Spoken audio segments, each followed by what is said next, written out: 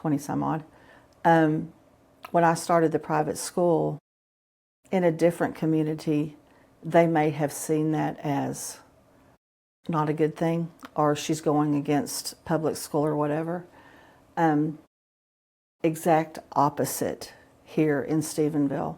When I retired, everybody said, "Oh, Vanessa, that's great. All kids need to have, there needs to be a place where all kids can go. Some kids may fit this mold, and this model may fit, public school may be the best model for them. Some kids don't fit that mold and need something a little bit different. And so it's really good that you started this and people can move over to this school, and we also have this available and this available." And so, you know, what we have to look at is our kids in the community. And nothing here is, we're not in competition between the schools here. We're not at all. I do things with the Stephenville Christian School, and we get the same kids. I mean, and it's just because our whole community is vested in raising good kids. And so that is what I have appreciated about this community, because I work well with the high school. High school will call and say, "We have a kid coming to you. They're really drowning here at the high school. Too many kids, needs more one-on-one attention. We've sent mom to y'all. Good kid, take them." And I also go back and forth and say, "My kid really wants more sports and band and stuff that I can't offer. We're going to, I'm going to send them to you." And we just go back and forth like that, even working with Ranger, even working with Tarleton, and just all the different things around here. We work with Cisco for kids who need to go into the trades and different things like that. I've got some junior colleges for kids who would have a really tough time in a larger school. We would get it down to a smaller school.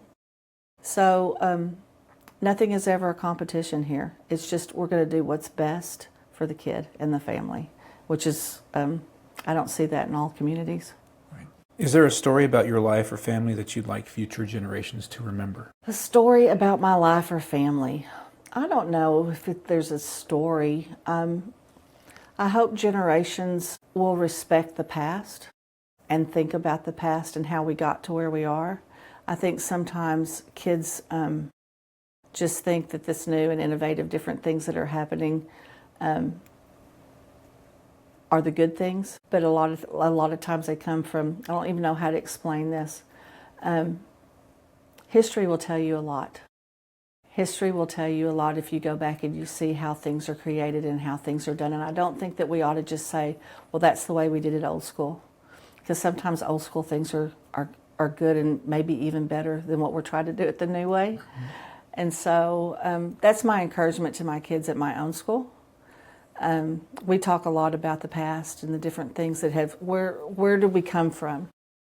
Where do we come from, and where have we gone awry? Because a lot of times in the future now we use so much social media and we use so much AI that we're losing our ability to communicate effectively with people, and we're losing our ability to understand people, I think, and we misinterpret people over social media. And so some people will get in their mind that a person's a certain way just because of what they've seen in social media or what they've seen, and we don't take the time to really get to know the people and to have good conversations.